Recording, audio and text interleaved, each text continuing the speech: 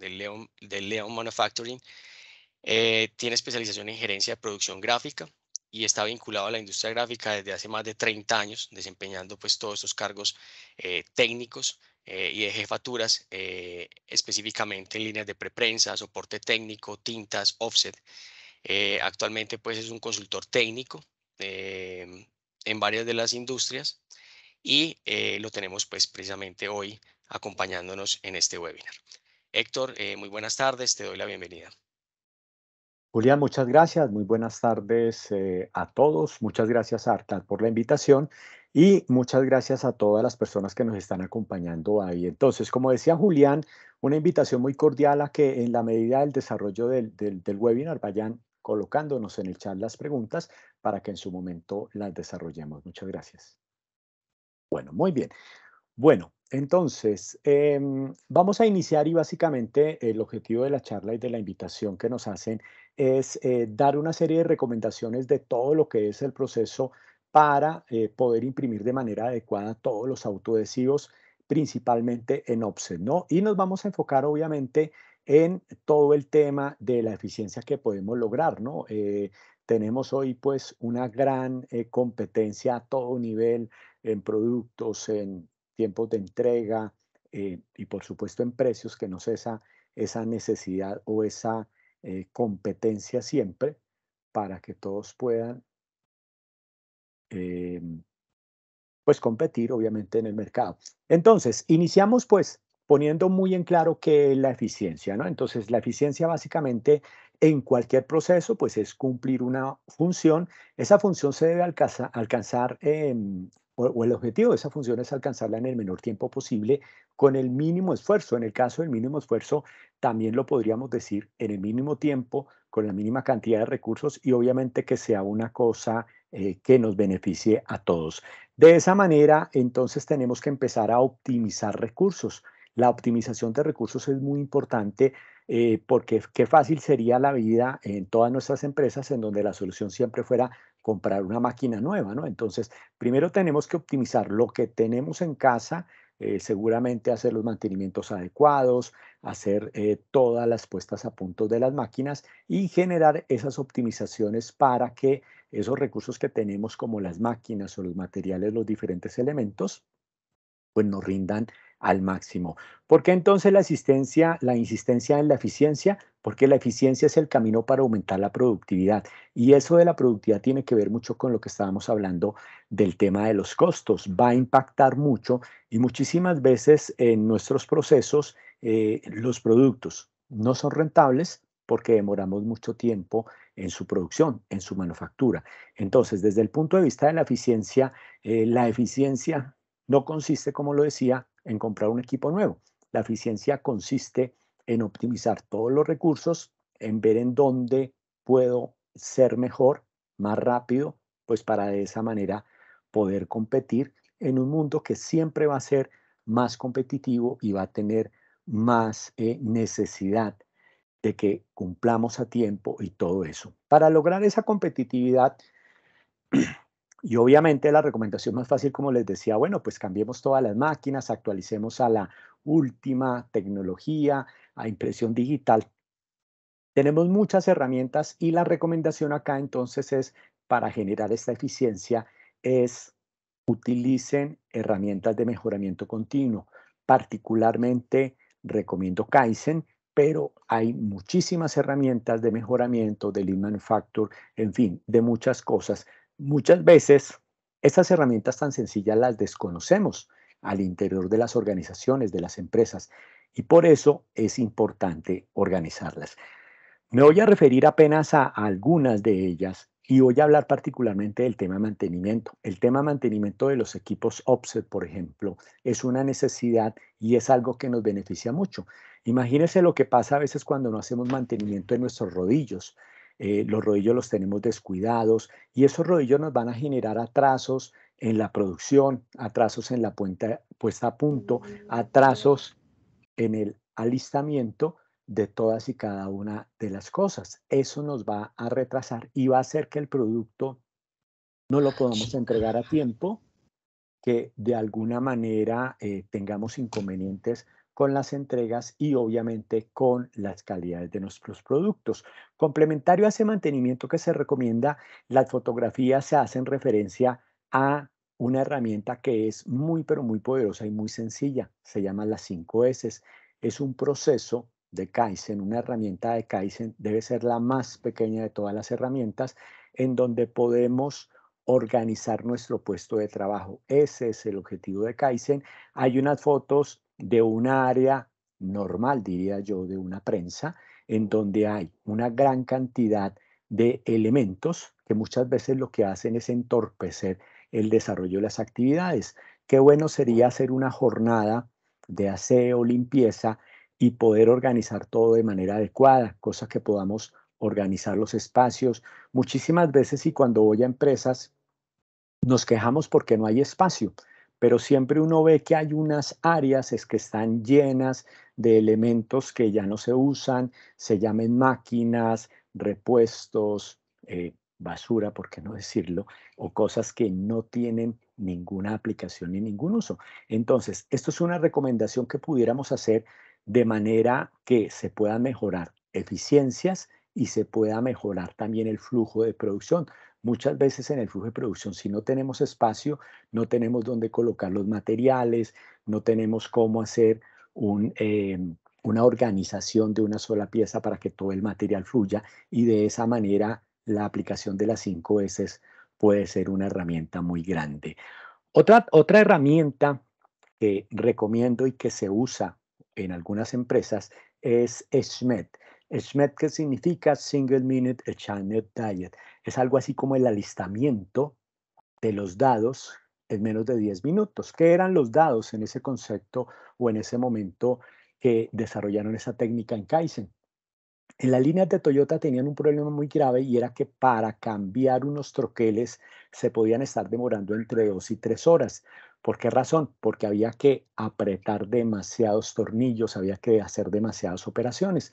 Entonces, básicamente lo que hizo la metodología fue terminar en hacer que esto fuera de una manera más exacta, más rápida, con herramientas y con elementos que no tuvieran que alistar o apretar una gran cantidad de tornillos y que fueran de sujeción rápida. Eso, por ejemplo, es algo que utilizamos hoy día en las máquinas modernas. Cuando coloco la plancha en una máquina vieja, por ejemplo, en una máquina de cierto año, digamos de modelo 80, una Soreme, por poner un ejemplo sencillo, tengo que apretar entre 7 y 9 tornillos para colocar la plancha y de la misma manera en la parte de atrás. Hoy en día se pueden conseguir incluso esos tipos de sujetadores o ese sistema que agarra la plancha por la pinza y por la cola con sujeción rápida. Es cuestión de cambiar esos elementos y de esa manera vamos a ahorrar muchísimo tiempo del alistamiento que tiene que hacer el operario. Ese es el SMED, buscar formas y métodos sencillos en donde podamos hacer un cambio o un alistamiento de manera rápida. El SMED cuando lo aplicamos o cuando lo vemos aplicada de una manera supremamente extrema es cuando vemos una competencia de automóviles, de carros, de Fórmula 1, por ejemplo.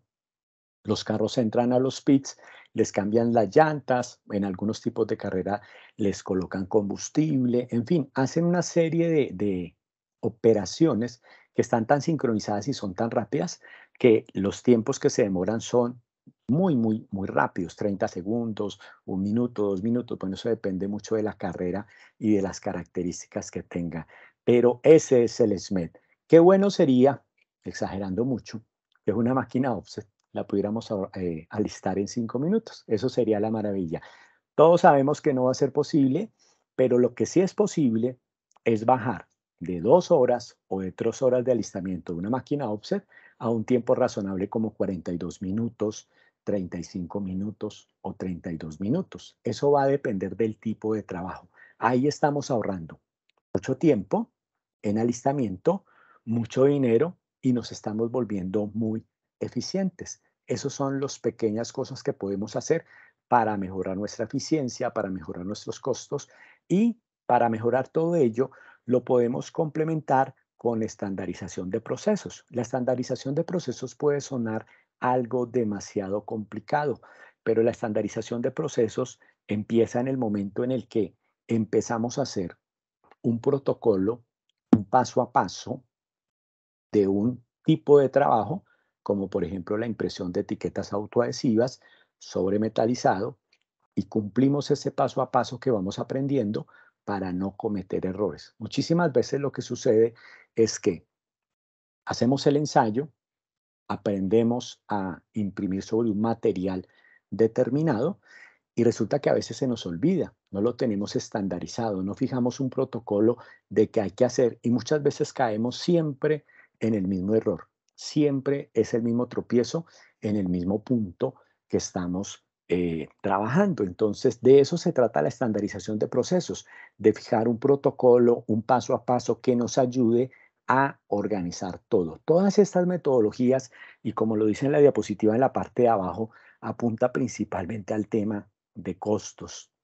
Los costos son un factor diferenciador y estoy hablando del costo y del margen que podemos obtener como beneficio, obviamente. Muchas veces el problema de los talleres es que estamos trabajando al límite, con unos márgenes de operación en impresión muy pequeños. Y eso es lo que no nos permite crecer y ser más efectivos, más eficientes. Entonces, en la medida en que podamos bajar los costos, voy a tener un mejor margen, un mejor aprovechamiento de mis recursos sin necesidad de tener que comprar una máquina nueva y en esa medida los costos van a estar más ajustados.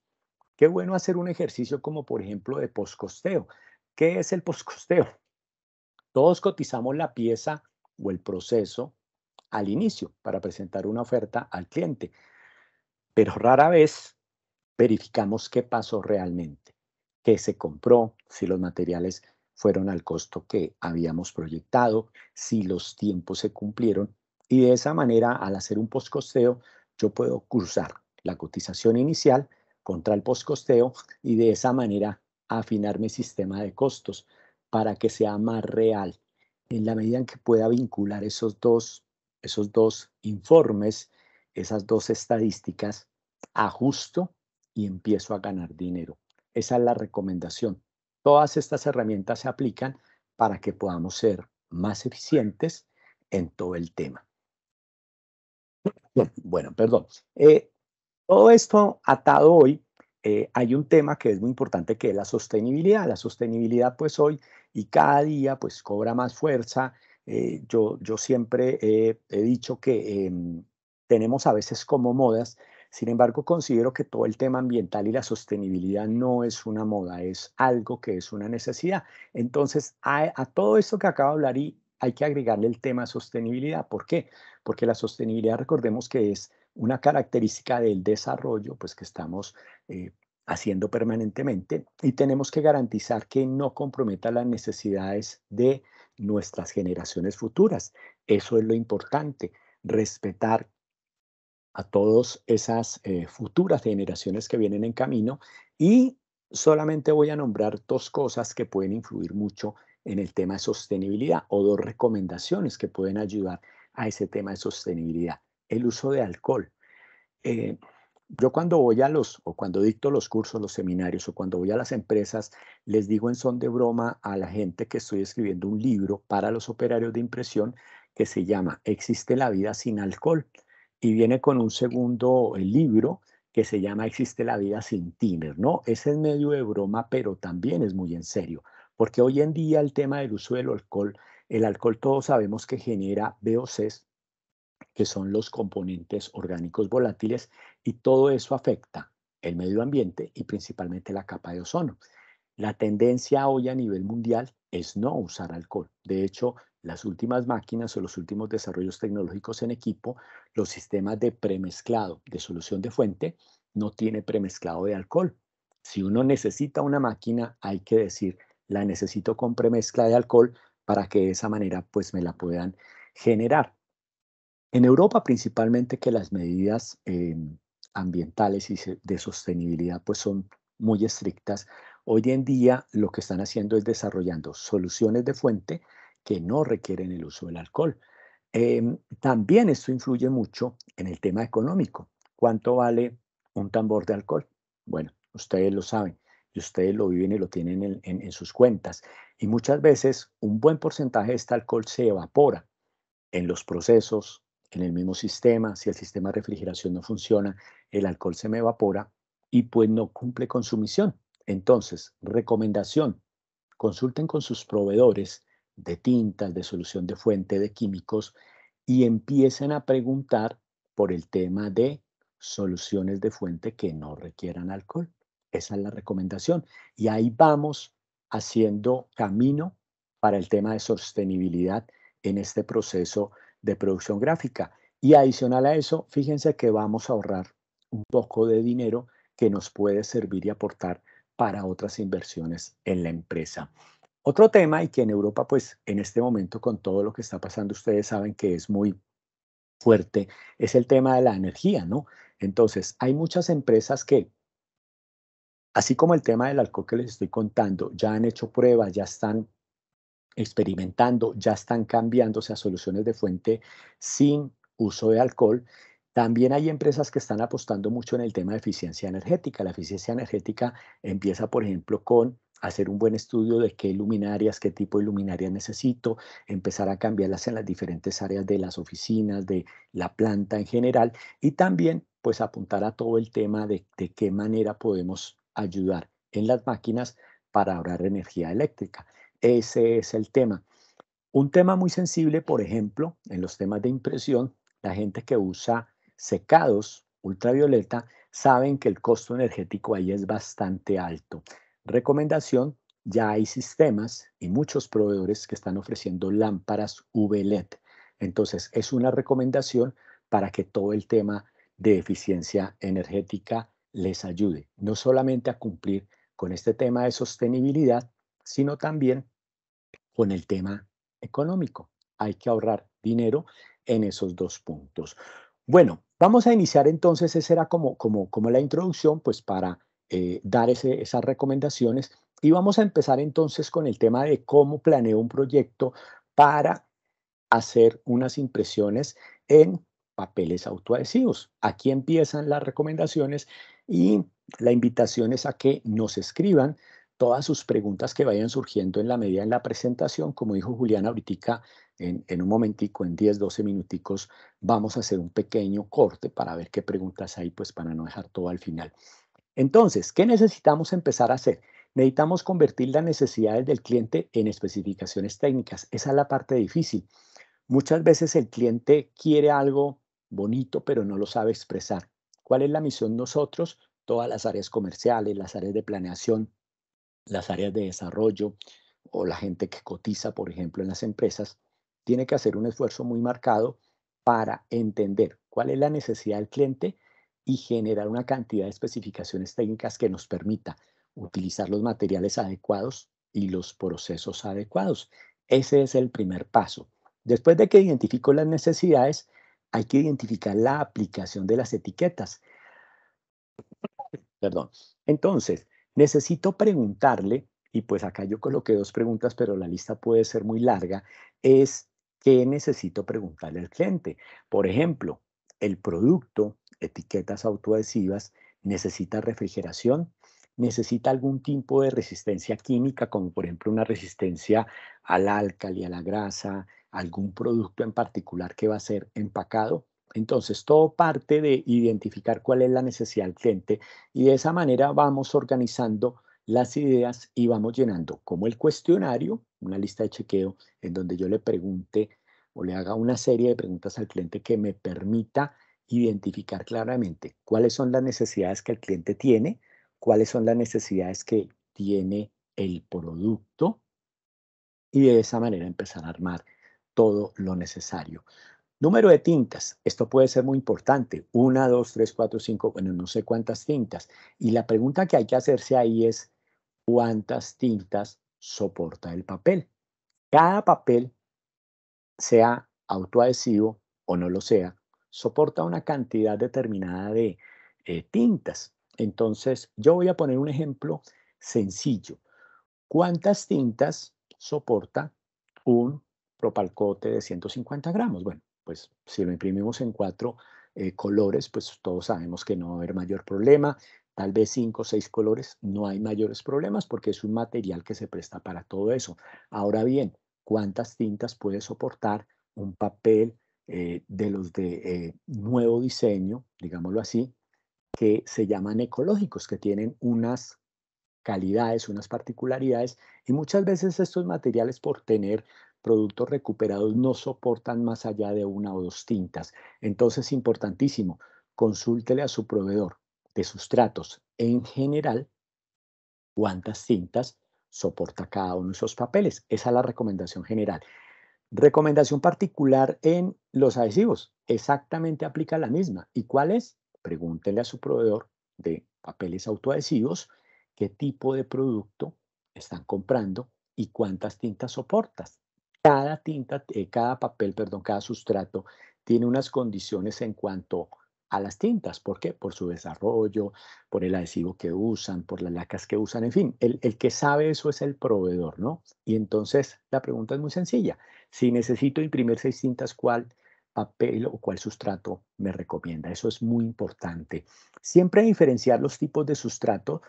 Aquí a nivel general, pues podríamos decir que los sustratos son dos grupos. Pues podrían ser muchos más, pero aquí para centrarnos podemos decir, en gracia de discusión, que existe papel y películas. El papel, todos sabemos que vienen de pulpa, de diferentes procesos, de la caña de azúcar, de árboles, en fin, fibra natural. Y la película, pues normalmente cuando hablamos de película estamos hablando de materiales que vienen con una procedencia de toda la parte de los plásticos, por ponerlo en esa manera. También hay autoadhesivos y los autoadhesivos tienen diferentes características, como un adhesivo de seguridad, el adhesivo de seguridad permanente o diferentes características. Estas características son muy importantes porque muchas veces consideramos que el mejor adhesivo, por ejemplo, un ejemplo sencillo, es el permanente y resulta que colocamos adhesivo permanente y resulta que en el proceso el cliente necesita que en algún momento se desprenda o se permita volver a colocar ese adhesivo por alguna manera. Entonces siempre tenemos que preguntar todo este tipo de cosas.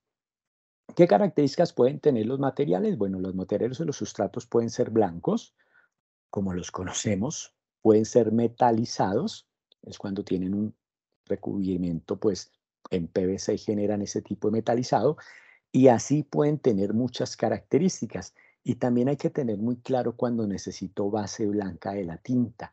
Esto es muy importante. Suena casi que una tontería, pero muchas veces tenemos películas transparentes y se nos olvida que hay que colocarle una base blanca.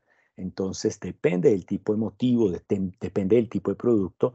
Por supuesto, si se presta para que sea transparente, puedo generar un efecto muy bueno. Pero si necesito una base blanca, pues todo esto cambia. Entonces, esas son las recomendaciones y como la lista de chequeo, la lista de preguntas que le debo hacer al cliente para poder organizar muy bien la idea. Dentro de esa planeación de proyecto, pues por supuesto hay que diferenciar el sistema de impresión. Estamos hablando en general de offset convencional, pero todos sabemos que podría ser también otro sistema de impresión como por ejemplo digital. Recomendación, muchas veces estos dos van de la mano, sin necesidad de que sean competencia.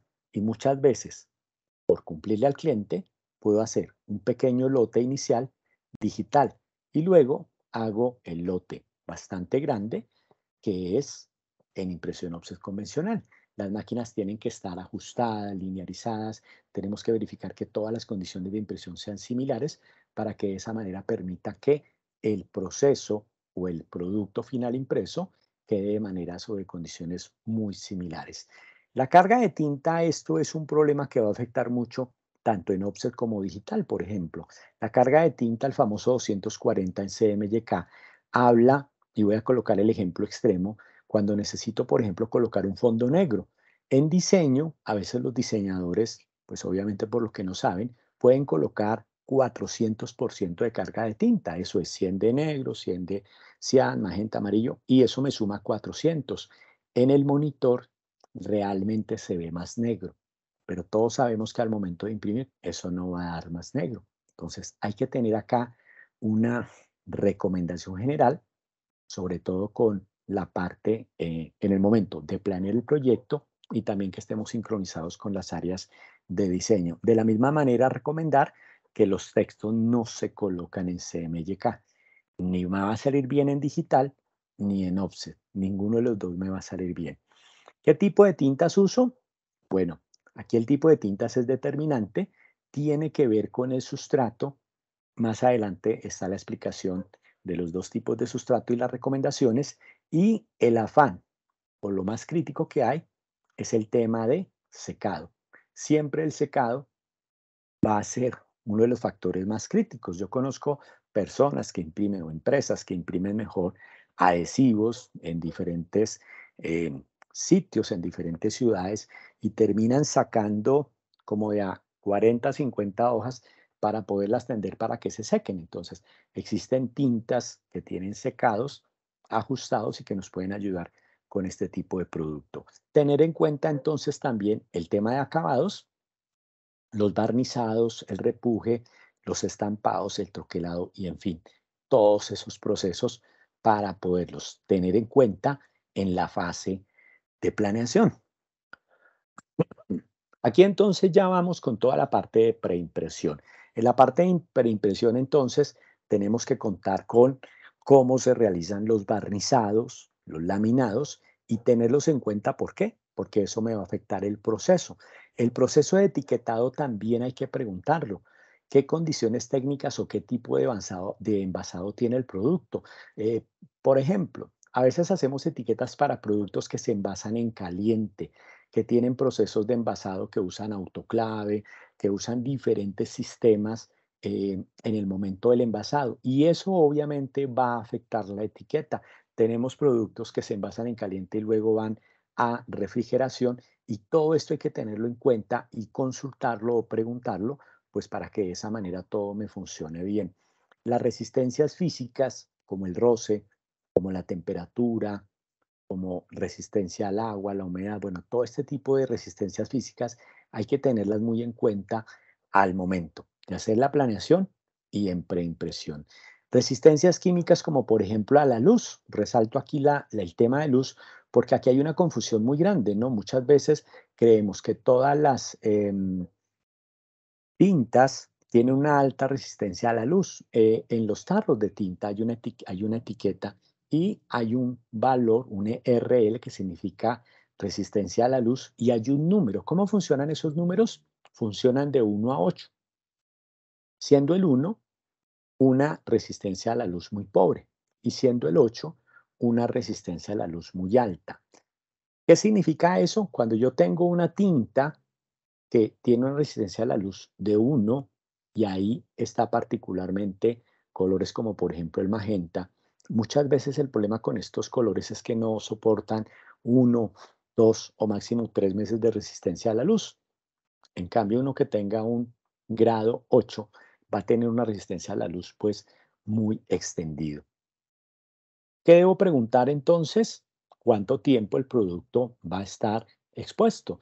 Si la respuesta es que es un producto de alta rotación que no va a estar expuesto durante un tiempo demasiado largo, pues esto de la resistencia a la luz no tiene demasiada incidencia. Pero si son productos que van a estar exhibidos o que van a permanecer en sitios o que su tiempo de vida útil como elemento de etiquetado o de señalización o de alguna otra característica es muy largo, pues acá necesitamos una alta resistencia a la luz.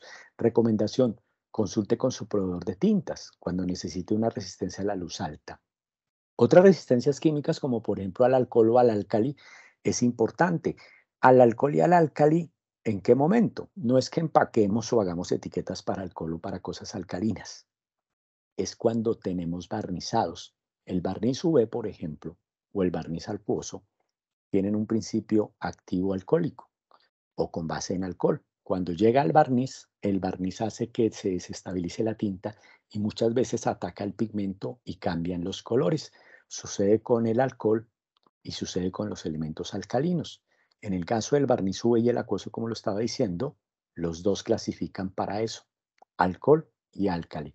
Entonces, aquí la resistencia química no es con el producto que va envasado, sino con el proceso que tenga. Entonces hay que tener mucho cuidado con eso porque muchas veces mandamos a barnizar UV y vemos que el color cambia, cambia la tonalidad, a veces cambia inmediatamente, a veces se demora un par de días o semanas en cambiar.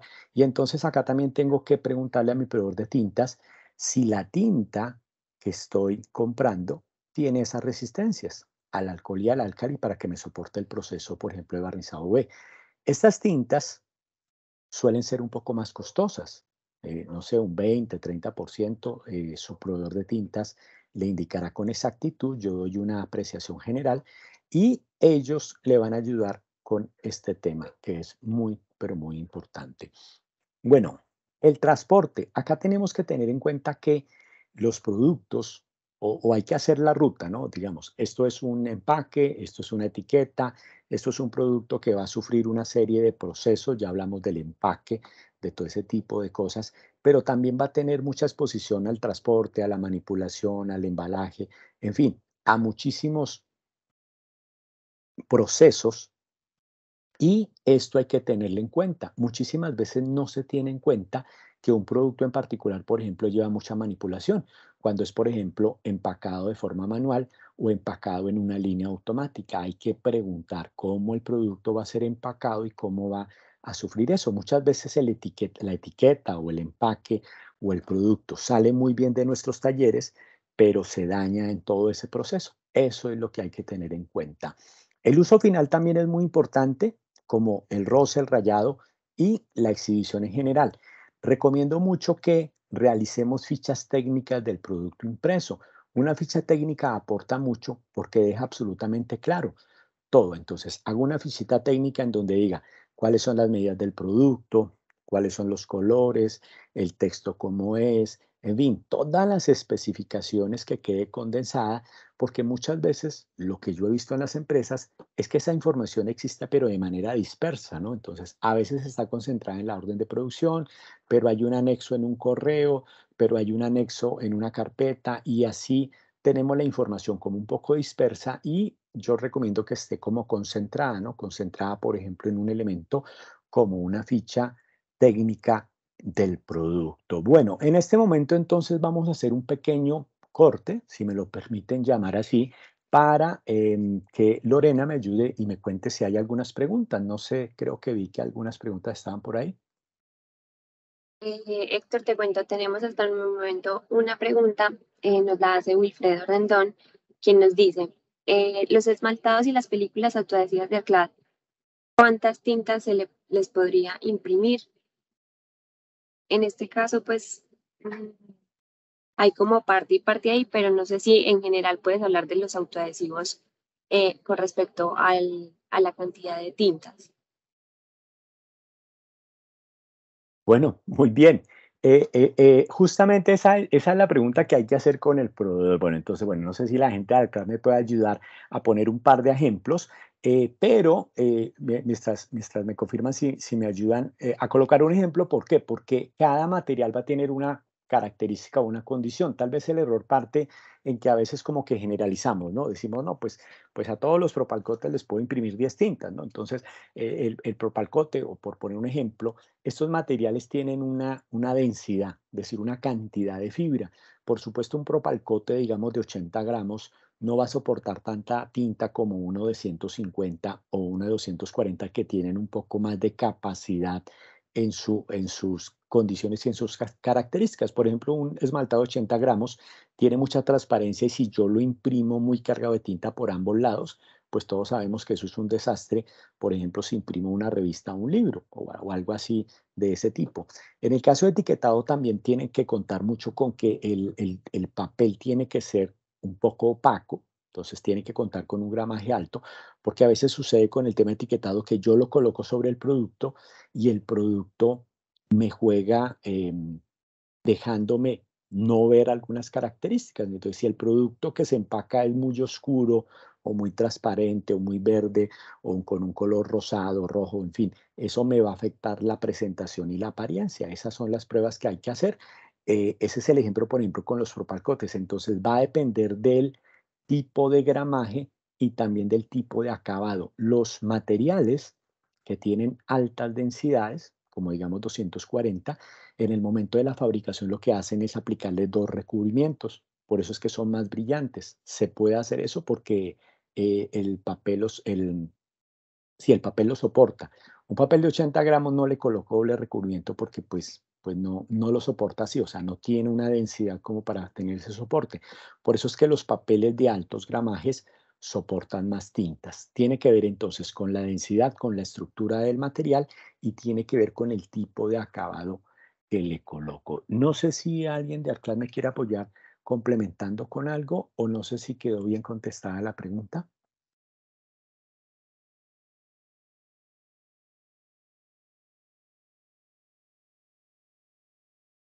Héctor, yo creo que quedó muy, pues quedó bien la respuesta que le diste a la pregunta que nos hizo Wilfredo. Si Ok. quieres, mientras tanto, también le podemos dar paso a la pregunta que tiene Juan Tomón, que es de nuestra Virgen de Ecuador, quien nos pregunta si tienes algunas recomendaciones para impresión offset sobre sustratos no absorbentes. Ok. Sí, sí hay recomendaciones y están un poquitico adelante. Ya vamos a empezar con ese tema porque hasta ahora vamos en el tema de preimpresión. Si nos dan 2, 5 minuticos para llegar al tema, sí hay muchas recomendaciones para los sustratos absorbentes. Y complementando entonces la pregunta anterior, en el caso, por ejemplo, de los plásticos en general, pues hay diferentes tipologías de plásticos, ¿no? Utilizamos en plásticos, por ejemplo, los que son metalizados son PVCs. Y los PVCs normalmente cuando les coloco tintas se saturan de manera muy rápida. Entonces, un PVC o un papel metalizado, por ejemplo, no es buena idea colocarle más de 5 tintas, 6 tintas, ya es esto. También una cosa que puede ser muy sencilla de apreciación para impresión es que cuando se coloquen 4, 5, 6 tintas, se puede jugar con la carga de tinta. ¿A qué me refiero yo? Si yo coloco una imagen totalmente saturada de tinta, pues por supuesto saturo el papel o el sustrato. Va a pasar lo mismo en un propalcote que en un material como un PVC. Entonces, el truco está en, por ejemplo, hacer que esas fotografías tengan un efecto más suave, recomendarle obviamente eso a los clientes, porque pues el cliente a veces creería que cualquier material tiene esas capacidades. Los poliéster, por ejemplo, que se utilizan para papeles, o mejor, para eh, todo lo que es la parte de autoadhesivos de superadhesivos o permanentes que llamamos, este tipo de materiales son supremamente sellados. Entonces, en la medida en que yo le coloque una carga de tinta muy, pero muy fuerte, y si la tinta no seca bien, van a tener dificultades. ¿Qué se hace en este caso? La recomendación es imprimir y barnizar. Muchas veces el error está en no barnizar. Si uno barniza, uno protege el interno de las tintas y muchas veces por ahorrarnos, bueno, no lo digo los impresores, hay que recomendarle al cliente final que barnice, que lamine, que proteja. ¿Por qué? Porque la tinta va a quedar expuesta y muchas veces los productos vemos que sufren mucho con el rayado, se deterioran las etiquetas, se deterioran los empaques en general. Y es básicamente porque nos ahorramos, bueno, no sé cuánto decir, pero nos ahorramos un dinero en no colocar un buen barniz y eso nos puede salvar un trabajo. Esas son entonces las recomendaciones. Y ya en un momentico entonces vamos con el tema de la impresión sobre papeles que no son absorbentes. No sé, Lorena, si hay alguna otra pregunta o seguimos adelante. Tenemos ahí como una pregunta complemento que nos hace también Juan, y es ¿qué características tienen las tintas de secado de alto porcentaje de oxidación? No sé si de pronto también se cubrirá con algo de lo que vas a hablar más adelante o le podemos dar respuesta eh, de una Sí, vez. está más adelante, está más adelante. Deme una diapositiva de tiempo, por Listo. favor. O sea, 5 minuticos, por favor. De todas maneras, si siguen surgiendo preguntas, por favor, colóquenlas en el chat. Entonces, vamos a seguir adelante. Síganos escribiendo. Ya en un momentico hacemos el otro corte y seguimos apoyándoles. Bueno, ya llegamos acá entonces al proceso de impresión y en el proceso de impresión, las recomendaciones, yo siempre digo que puede ser incluso una tontería decir, bueno, la puesta a punto del equipo impresor y todos dicen, no, pues sí, pero la máquina está bien. Bueno, La pregunta es, y yo siempre pongo el ejemplo como cuando uno se va a viajar en un carro, ¿no? Entonces, el carro hay que revisar si los frenos están bien, si tiene pues todas las condiciones, las llantas perfectas, bueno, en fin, todas las condiciones y las características, pues porque en un viaje voy a tener un esfuerzo grande de la máquina y más o menos lo mismo nos pasa en impresión, ¿no? En impresión a veces descuidamos mucho la puesta a punto. ¿Qué es la puesta a punto del equipo impresor? Que tengamos todas las condiciones óptimas para generar un buen impreso. Voy a referirme solamente a dos cosas. Primera cosa, graduación de sistema de entintado. ¿Tenemos bien las franjas de entintado para hacer una aplicación adecuada? Esa es una pregunta sencilla. Segunda pregunta sencilla.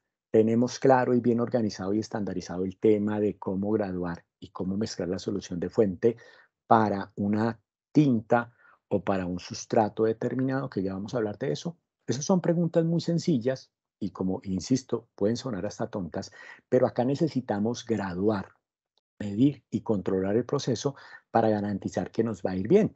Muchas veces cuando yo voy a los talleres y los visito, yo les digo, bueno, déjenme ver cómo están las franjas y casi siempre gano.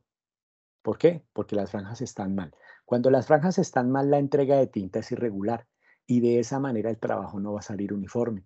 Muchas veces tenemos una sobrecarga de tinta a un lado de la máquina, o hay un rodillo que no está funcionando bien, o hay un rodillo con desgaste, o hay unas balineras que no cumplen su función de manera adecuada. Todo eso aporta a que el trabajo no me salga bien. Muchas veces puedo tener variaciones de tonalidad y uno pregunta por qué sucede y no, pues acá siempre pasa lo mismo. Y esas variaciones de tonalidad muchas veces están relacionadas con la calibración del sistema de entintado y obviamente del sistema de mojado. Es muy importante y de eso se trata la puesta a punto.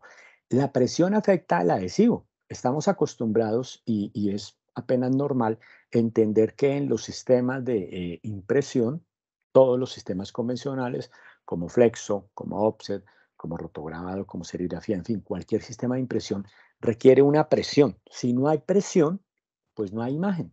Eso es así de sencillo. Sin embargo, esa presión tiene que ser regulada. Y en el caso de los papeles adhesivos, un fenómeno que uno ve, pues con sorpresa lo veo yo, es que a veces le colocamos tanta presión al adhesivo que obligamos al adhesivo a maltratarlo. El adhesivo se le cae o se sale el adhesivo. Recordemos que son dos películas en las cuales internamente se le coloca un tipo de adhesivo que puede ser de muchas eh, procedencias o formas de aplicación. Pueden ser adhesivos secos, pueden ser adhesivos hot melt, pueden ser adhesivos líquidos, base alcohol, base solvente, en fin, hay una gran cantidad de adhesivos y cada adhesivo en las fábricas de papeles autoadhesivos, pues lo colocan de acuerdo a la tecnología, a la necesidad, al grado de permanencia, al tag, bueno, en fin, eso tiene una cantidad de condiciones y muchas veces resultamos afectando el adhesivo por colocar exceso de presión. Entonces, recomendación, hay en la puesta a punto todo lo de los rodillos de la solución, bueno, todo lo que he hablado, pero también la presión, hay que graduarla muy bien. Esa es la recomendación. El uso de alcohol y sus sustitutos ya pues en la parte de sostenibilidad lo dije, pero esta tendencia es disminuyámosla, es la recomendación, y empecemos a usar sustitutos y más que sustitutos, cambiar hacia soluciones de fuente que no requieran una cantidad de alcohol determinada. Bueno, la solución en la fuente entonces va a ser un gran, pero gran recomendación y tienen que ver con las preguntas que me están haciendo sobre cómo imprimir con o en papeles que tienen baja absorción. El secreto está en una buena solución de fuente. Recordemos que cuando sobre el material llegan los diferentes productos que son tinta, yo imprimo tinta y agua al tiempo. No solo tinta, se imprime tinta y agua al tiempo. ¿Cuánto se demora un sustrato o una tinta en secar? Pues se demora la cantidad de tiempo necesaria para que el agua se evapore. Eso es en lo que tenemos que pensar. Y en esa medida, por eso es que es tan importante la solución de fuente. La solución de fuente es el partner, el compañero de la tinta, es el matrimonio que tiene que estar perfecto, es el balance agua-tinta lo que define una buena impresión. Me llama mucho la atención y ya llegando al tema, que usemos tintas que funcionan absolutamente para todos los materiales. Eso no existe. No existe una tinta que sirva absolutamente para todos los materiales. Si alguien les ha dicho eso, siento desilusionarlos, pero no es cierto. Existen tintas diseñadas para papeles absorbentes, digamos en términos generales bones, y existen tintas para materiales no absorbentes. ¿Dónde está el error grave? Utilizar tintas que se usan para papeles absorbentes sobre papeles no absorbentes. Sin embargo, uno llega a las empresas y uno dice, y le dicen a uno, no, pero es la misma tinta que usamos para el bone se porta bien en esmaltado. Bueno, sí, eso puede suceder. De pronto, si tuviera una para esmaltados, trabajo de manera más eficiente y el secado es más rápido, porque los dos secados son diferentes. Y va a pasar entonces lo mismo con los materiales que tienen cero absorción, como por ejemplo los plásticos, los polietilenos, los PVC, bueno, en fin, toda la serie de plásticos van a tener el mismo problema. ¿Y ahí dónde está el secreto? La solución de fuente. Eso es lo que hay que hacer muy bien, organizar una solución de fuente que sea adecuada y que me refuerce el secado. Graduar entonces los sistemas de entintado y mojado, por supuesto para completar la puesta a punto que el sistema alimentador de transferencia y salida funcione bien. Esto también suena a tontería, pero ¿qué tiene que ver el sistema alimentador?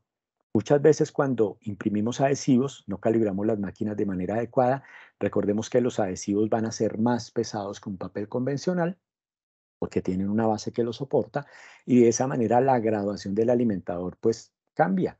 Es un material más pesado, tengo que los sistemas de succión y soplado de la máquina ajustarlos a esas condiciones y también en las transferencias recordemos que por el efecto de fabricación normalmente algunos, unos más que otros, papeles autoadhesivos tienden a entorcharse más que otros.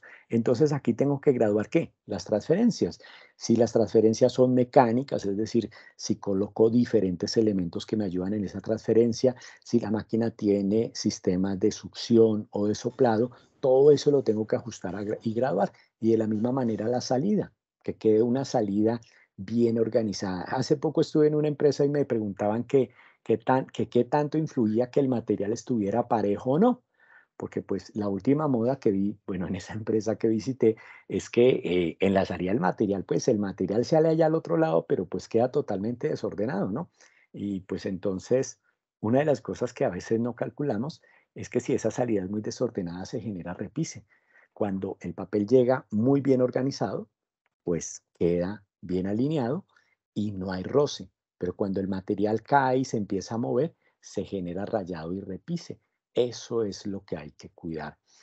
En el tema de impresión, y aquí sí llegamos a la pregunta, tenemos dos grandes grupos en el tema de tintas. Uno que es lo que se denomina secado convencional y era justamente la pregunta que nos hacían ahora. ¿Cómo funcionan las tintas? Las tintas tienen dos sistemas básicos de secado. Un secado, estamos hablando de las tintas convencionales, un secado que se llama secado por absorción, que es utilizado, o en la fábrica de tintas se diseña una tinta que seca por absorción, principalmente para papeles absorbentes. Hablemos del bond. El bond tiene la capacidad de absorber ciertos componentes de la tinta y ahí es donde empieza el secado de una tinta convencional que seca por absorción. ¿Cómo seca una tinta convencional sobre un material que no es tan absorbentes? Hablemos de un cote o de un propalcote o de un material que es más sellado, que tiene un recubrimiento. Como no hay absorción, el diseño de la tinta no se centra en la absorción del material. En las fábricas de tinta diseñan la tinta para que gran parte del secado duro que genera la tinta se haga por volatilización de solventes. Entonces tiene una serie de aditivos que ayuda a evaporar el agua, que ayuda a endurecer la película de tinta, pero no depende de la absorción. Por eso es que es un error usar una tinta diseñada para papeles bond, que normalmente es un poco más económica, usarla en un papel esmaltado. Si les funciona bien, eso puede ser, pero siempre hay un riesgo en que tienda a repisar. Es preferible tener una tinta diseñada para papeles recubiertos y cuando coloco esa tinta en el papel bond, a veces veo que se me retrasa un poquito lo que nosotros llamamos el setting, ¿no? Que es ese primer momento en el que la tinta empieza a secar. Bueno, entonces, esos son los secados convencionales y de esa manera seca la tinta.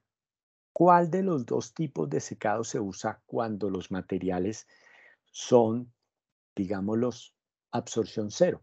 Estamos hablando particularmente de todo lo que son los materiales recubiertos, que tienen cierto grado de absorción, muy pequeño, pero lo tienen, contra, por ejemplo, los papeles que son absorción cero. Estamos hablando de los metalizados, de las películas y de todos estos materiales que tienen eh, una absorción cero. Aquí hay que centrarnos en un tipo de tinta que se llama altos sólidos. Estos tipos de tintas de altos sólidos están diseñados para tener, o se llaman altos sólidos porque la cantidad o la proporción de aceite que tiene su fabricación es mínima, la mínima posible.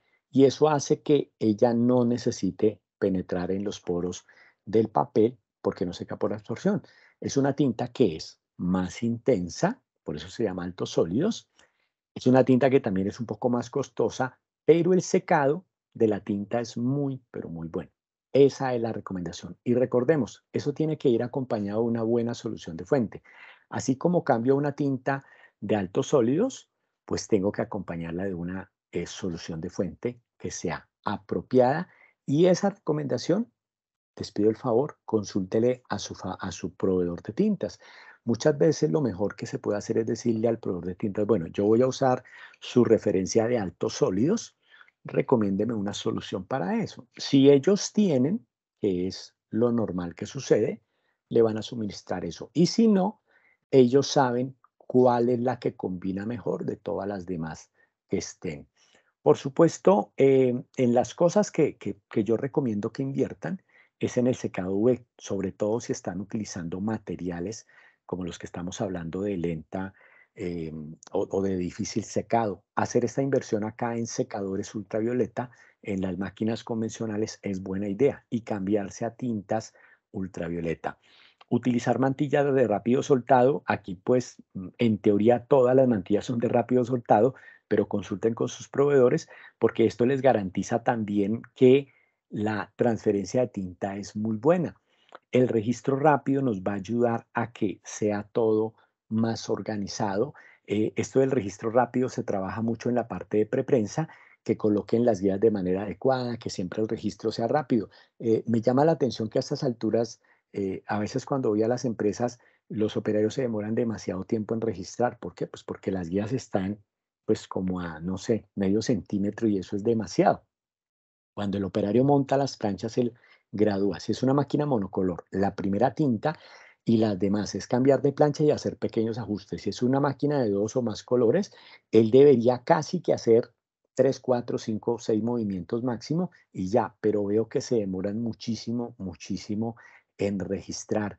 Entonar el color de manera rápida, esto es una técnica que recomiendo mucho. Aquí el tema de entonado es supremamente importante, es una habilidad que desarrolla el operario y también esto nos va a proveer mucha eficiencia. Y finalmente aquí en esta diapositiva, en el tema de impresión, recomendar lo que yo denomino un solo arreglo. ¿Qué es un solo arreglo? Muy sencillo, junten trabajos similares. Entonces, si yo tengo trabajos que son todos el mismo tamaño, voy a decir un tamaño 30 por 22, no sé, y son productos similares que tienen el mismo tamaño de papel, que tienen las mismas cargas de tinta, que tienen las mismas características, yo enruto y enfilo los 3, 5 trabajos y le va a rendir mucho más al operario hacer esto. Yo he visto talleres en donde son extremadamente organizados, tienen máquinas monocolores o bicolores, juntan estos trabajos y uno ve a un operario sacar 10, 12, 15 trabajos al día con características similares. ¿Por qué? Porque le rinde mucho. No tiene que estar cambiando de uno al otro, no tiene que estar cambiando tamaños, la mantilla, en fin, todo. Si yo junto trabajos que sean muy similares, le rinde más. Entonces, ese es el tema. Entonces, en tintas, reforzando lo que estaba hablando anteriormente de las tintas, en impresión de tintas, entonces, la tinta va de acuerdo a la superficie del sustrato. Si el sustrato tiene recubrimiento, si es mate o bond, el proveedor de tintas, les garantizo que tiene para cada uno de estos sustratos, uno. Una tinta que sirva absolutamente para todo, incluso para papeles metalizados, a mí honestamente me suena muy rara, respetando mucho la opinión de los proveedores de tinta. Sin embargo, estoy casi absolutamente seguro que no les van a ofrecer una tinta que sirva para todo. Entonces, para todo el abanico de materiales que uno puede imprimir en un taller normal, yo creería que uno debe tener por lo menos dos. Una principal que le cobije la mayor parte de materiales, como por ejemplo esmaltados, mates y bones, y tener una especial para lo que denomino materiales cerrados, que serían los metalizados, los vinilos, las películas. Entonces aquí es donde viene la recomendación: imprimir con hartos sólidos y con una buena solución de fuente, y en la medida de lo posible ir pensando y proyectarse a imprimir en V. Aquí, complementando esta información, hay algo que es muy importante y me consultan mucho, es el tema de los materiales cerrados, pues lo que yo denomino cerrados, como estos materiales, digamos los plásticos de manera general, y es el tema del tratamiento superficial. Eh, Todos los materiales que se vayan a imprimir tienen que tener sí o sí tratamiento superficial, y tienen que tener una superficie tratada de 38 dinas por metro cuadrado, más o menos 2. Eso significa de 36 a 40. ¿Cómo se mide eso? Los proveedores de tintas, la mayoría, venden estos elementos, son una especie de marcadores que tienen una composición particular, y yo lo que hago es marcar, como está aquí marcado en la gráfica, marcar el material, ¿no? Entonces yo marco el material, y esa marcada o esa marca que yo hago tiene que verse perfecta. Si yo empiezo a verle punticos, lo que él me está manifestando es que el tratamiento no es el adecuado. Y a veces esos punticos se abren tanto que queda como craquelado. Entonces ahí es que el material no tiene. ¿Por qué es importante el tema del tratamiento superficial? Porque si el material no viene tratado o en el proceso se perdió el tratamiento normal que se coloca es lo que llamamos tratamiento corona. Si se pierde este tratamiento, no hay adherencia, ni siquiera con tintas UV. Muchas veces dicen, no, es que como el material no es tratado, pues lo imprimo con UV y me pega. No, les tengo una mala noticia. Eso no sucede, porque si el material no permite la adherencia, ni siquiera el UV les va a resolver el problema. Entonces, esa es una recomendación muy grande. No lo olviden eso, y consulten obviamente con su proveedor de sustratos y tintas. El secado de la tinta, entonces, tiene que ver con el exceso de tinta y con la solución de fuente. Recuerden, la solución de fuente hay que aplicar el porcentaje adecuado de concentrado. Miren la ficha técnica, pregúntenle a sus proveedores de solución de fuente qué porcentajes utilizar, aplicar el aconsejado, aplicar una cantidad, bueno, yo lo escribí ahí como OH, como alcohol, más un secante. Existen secantes para la solución de fuente. Pregúntele a su proveedor de solución de fuente, de tintas, y hay diferentes tipos de productos que le van a ayudar a reforzar ese secado. Recordemos, la tinta queda impresa sobre el sustrato, tinta y agua al tiempo. De esta manera, si yo tengo un secante que me ayude a liberar esa cantidad de agua, va a secar más rápido. Secantes adicionales los puedo usar en la solución de fuente y también en la tinta. Consulten con sus proveedores cuál es el mejor. De manera general, los que se usan en la tinta existen muchísimos. Voy a nombrar algunos.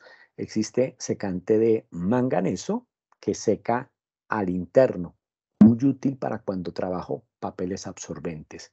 Secante de cobalto, seca en la superficie de la película, muy útil cuando aplico tintas o imprimo sobre tintas mejor, sobre sustratos recubiertos como los esmaltados. Y el mejor de todos se llama secante grafo. Ese es el que tenemos que usar. ¿Por qué es el mejor de todos? Porque el secante grafo usa el agua o la solución de fuente que fue impresa en el proceso, la oxida, y de esa manera se garantiza un secado muy rápido y uniforme. Eso es muy importante. Los blancos de base, recomendar mucho que sean intensos, que sean opacos, que sean cubrientes y que generen un buen secado. Muchísimas veces acá el problema es que si el blanco base no seca bien, pues todos los que vienen detrás van a tener muchísimos, pero muchísimos problemas. En impresión entonces había hablado de la presión. Recordemos que la presión va a afectar el incremento de valor tonal, el IVT, y el IVT es esto, la ganancia de punto. Entonces, si yo tengo mucha presión, pues lo que va a suceder este fenómeno, las tramas, los puntos, todo lo que tenga se va a afectar y la temperatura afecta al adhesivo. ¿Por qué la temperatura en el proceso de impresión? Usamos sistemas infrarrojos, sistemas UV y por supuesto si un papel autoadhesivo lo voy a utilizar en estos sistemas, se va a afectar el adhesivo, se daña, se seca y después no me va a pegar bien. Entonces hay que tener mucho cuidado con eso. No usemos exceso de polvo antirrepinte porque genera abrasión. Cuando esto no está bien calibrado y uso demasiado polvo para ayudarle al secado, el exceso me genera abrasión y por consiguiente voy a tener repinte. Es uno de los problemas más críticos que yo he visto en la impresión de papeles autoadhesivos porque los papeles autoadhesivos de diferentes composiciones tienen, por ejemplo, una eh, base y tienen un papel que está encima. Muchas veces los dos son muy diferentes y el papel de abajo es absorbente, el papel de base, y de esa manera se repisa mucho. Por eso es que recomiendo reforzar el secado. ¿Y por qué está formulado con una pregunta? Porque hay que hacer las pruebas y preguntarnos, ¿será que esto necesita un refuerzo de secado o con una buena tinta de altos sólidos me va a secar sin ningún problema? Esa es la pregunta. ¿Por qué hay que hacer la pregunta? Porque lo otro extremo que yo veo es que toman una tinta de impresión en bond, le refuerzan el secado y pues la obligan a secar sobre papeles poco absorbentes. Entonces, eso es un riesgo bastante grande y hay que preguntarle muy bien al proveedor de tintas sobre los aditivos que se recomiendan usar en cada uno de esos procesos. ¿Qué pruebas y controles se deben hacer en una etiqueta impresa? La lista es muy grande, cité apenas algunas. Primera y muy importante, adherencia, tanto de tintas como barnices. Háganlas por separado, por favor. El tema de refrigeración, eso es muy sencillo, hacer unas pruebas de refrigeración. Por ejemplo, en las etiquetas, hago las pruebas, las refrigero, verifico que todo lo soporte, al igual que la de humedad. Digamos, la de la humedad a veces hay productos que se envasan en húmedo o que el producto puede regarse. Eh, el de secado, hagamos pruebas de secado de la tinta antes de despachar las etiquetas o calculemos cuánto es ese tiempo de resistencia al roce o si hay alguna resistencia química. Aquí estas pruebas las podemos hacer en los talleres, buscar una forma de hacerlas o también pues pedirle apoyo a algunos proveedores que las hace. Ya para terminar entonces tenemos todo el tema de acabados, tengamos en cuenta los repujes, los estampados, muchísimas veces y pues me parece un poco curioso, utilizamos repujes en papeles adhesivos, eso tiene sus riesgos, hay que saberlos hacer, lo mismo que los estampados, recordemos que el estampado tiene temperatura y me puede afectar el adhesivo, cada adhesivo va a tener una resistencia a la temperatura determinada y puedo resultar yo dañando el adhesivo al usar mal un estampado o con una temperatura excesiva. Presión en el troquelado, pues también es algo que hay que calibrar, que saber hacer, saber identificar en qué momento estoy troquelando bien, haciendo medios cortes y todo esto, pues para que las cosas funcionen bien. Tener mucho cuidado con los laminados. Hoy están de modas colocarle películas que generan diferentes efectos o lo que llamamos en algunos casos plastificados. Pues estos también hay que tener cuidado porque muchas veces se coloca nuevamente un adhesivo y esos adhesivos pueden ser con secados UV, o sea, con diferentes tecnologías y puedo terminar afectando el adhesivo del papel autoadhesivo. Las cuchillas de corte o medio corte, bueno, ya lo había nombrado, barnizado con barnices acrílicos, lo que les hablaba de la resistencia al álcali o UV, hay que tener muy en cuenta esto y el uso de las cintas de seguridad. Para el uso de las cintas de seguridad también pues tengamos mucho cuidado en el buen uso de este tipo de tintas, sean invisibles, sean visibles y tengan las características. Bueno, ahí entonces dejo mis datos. Quisiera pues que participaran en el tema de preguntas y espero que esta información, esta serie de recomendaciones hayan sido adecuadas y les puedan ayudar en la mejora de sus procesos en todo el tema de impresión offset. Entonces, Lorena, tú me indicas si hay algunas preguntas. Héctor, sí, así es. Tenemos una pregunta adicional de Wilfredo, que también ya nos había preguntado, y su pregunta va relacionada a la humedad que puede estar presente en los talleres. Él nos dice, ¿la humedad relativa o temperatura de los talleres afecta la impresión en los sustratos? Y si sí, ¿cómo se podría controlar o contrarrestar? Muy buena pregunta. Sí, sí. Me gustaría darle la solución, pero va a ser un poco difícil. Básicamente, sí, en todos nuestros países, en nuestras diferentes ciudades, tenemos condiciones atmosféricas, en muchos casos extremas. En algunas ciudades, por ejemplo, tenemos unas temperaturas elevadas con unas humedades relativas también muy altas.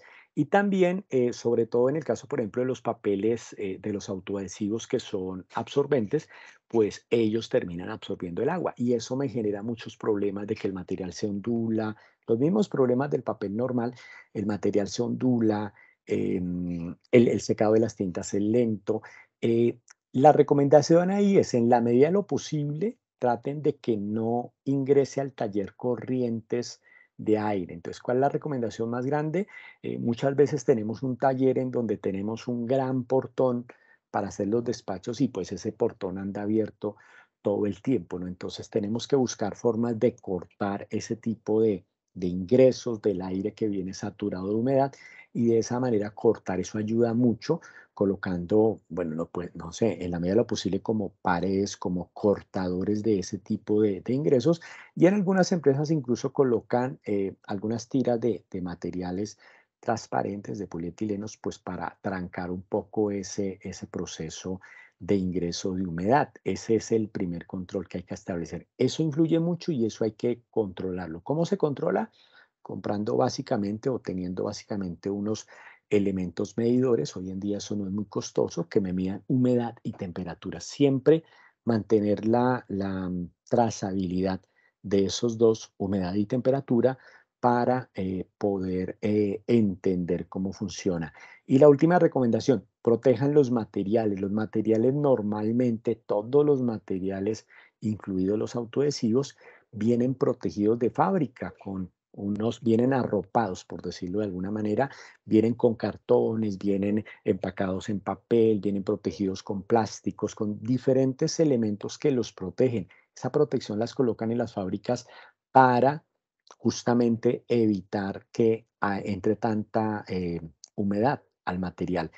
Ese mismo material se puede reusar en el proceso, entonces se corta el material y con el mismo material de empaque que viene se puede proteger, se imprime y vuelve y se protege. Y si se mantiene como esa cadena, el material mejora muchísimo sus condiciones y evitamos la absorción de humedad. Listo, Lorena, ¿alguna otra pregunta?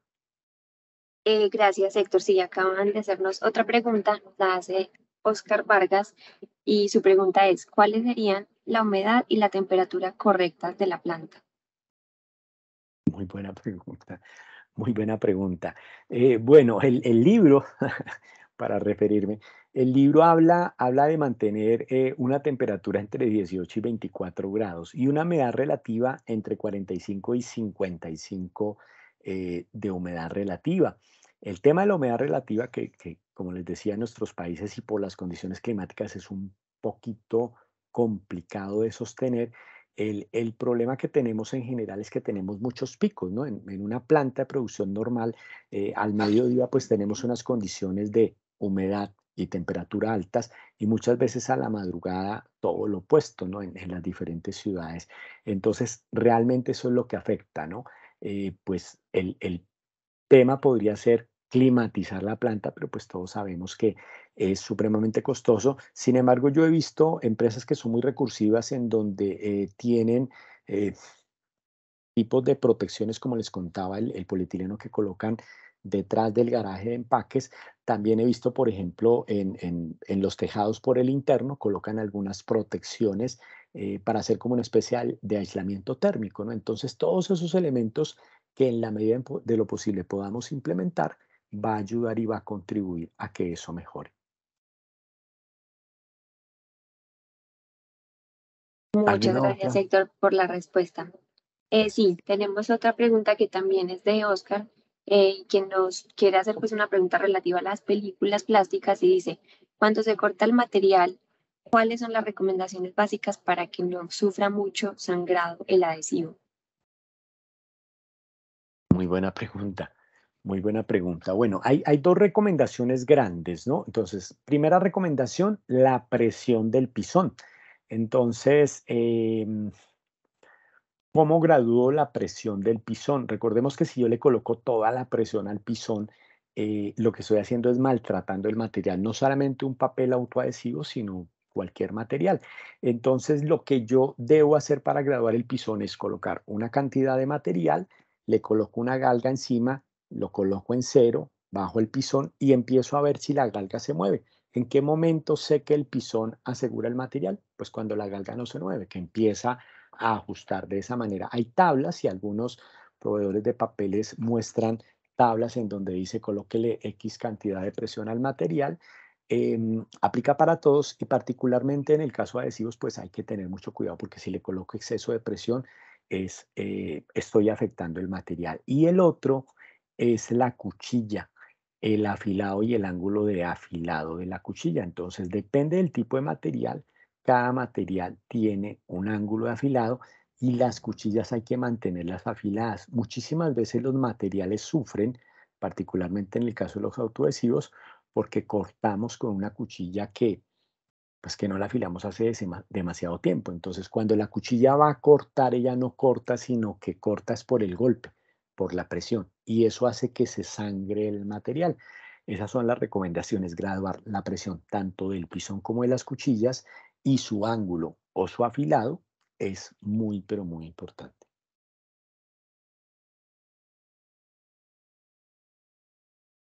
¿Alguna otra, Lorena? Listo, Héctor. Bueno, no, por el momento no tenemos más preguntas. No sé si alguno de los participantes o asistentes quiera realizar alguna pregunta o también pues les podemos dejar un correo al que podrían eventualmente, si la pregunta surge más adelante, enviárnosla y nosotros se las daríamos, pues les daríamos respuesta conectando con lo que Héctor nos pueda suministrar pues, de información como respuesta. Claro, sí, entonces la invitación sería eso, si ahora más tarde o en el transcurso de estos días se les ocurrió alguna otra pregunta, bueno, está mi correo, están los correos de ArtClad para que por favor se comuniquen. Creo que les acaban de colocar una encuesta, esa encuesta es muy importante porque ayuda a retroalimentar cómo estuvo el tema, qué cosas les interesa y de esa manera pues agradecerle a ArtClad por la invitación y por generar este tipo de espacios que considero que son muy importantes para poder compartir esta información. Creo que faltó muchísimo tema, pero bueno, ahí colocaron en el chat del correo, el correo para cualquier pregunta es mercadeo@arclad.com. Entonces, bueno, no sé si ahí terminamos. Listo, Héctor. Muchísimas gracias, Héctor, por tu participación, por compartirnos pues todos estos conocimientos que de verdad que son muy importantes. Eh, Como tú bien lo dijiste, en el chat de este chat, pues en el chat de Teams, les dejamos un link en el cual pues hay una breve encuesta. Agradecemos que los participantes que estuvieron hoy pues la puedan diligenciar. Es algo muy corto, pero realmente esto nos va a permitir obtener una retroalimentación de este webinar y asimismo ahí van a poder proponer otros temas que podamos manejar en los próximos webinars. Como les dije al principio, pues este ya es el quinto webinar de este año 2022. Con este terminamos o cerramos este espacio, digamos, de transferencia de conocimiento por este año, pero esperamos que la retroalimentación que ustedes nos den en esa encuesta precisamente nos permita generar esas nuevas oportunidades y la nueva búsqueda, digamos, de temas para el año entrante. O sea, todos los temas que ustedes consideren sean importantes que nosotros evaluemos para que les podamos compartir y traer también personas expertas pues, en los temas es realmente bien importante para poder alimentar obviamente nuestro conocimiento. De todas maneras, Héctor, nuevamente muchísimas gracias por tu participación. A todos los que estuvieron hoy presentes también, muchísimas gracias por asistir a nuestro webinar y les estaremos más adelante compartiendo pues más información que podamos tener y ya para el año entrante les estaremos compartiendo también igualmente el ciclo de webinar que estaremos haciendo en el año 2023. A todos muchas Bueno, gracias. También a través de los correos electrónicos de inscripción les enviaremos también el link de la encuesta por si de pronto no alcanzan a diligenciarla aquí en el chat de Teams. A todos muchísimas gracias y una feliz tarde para todos.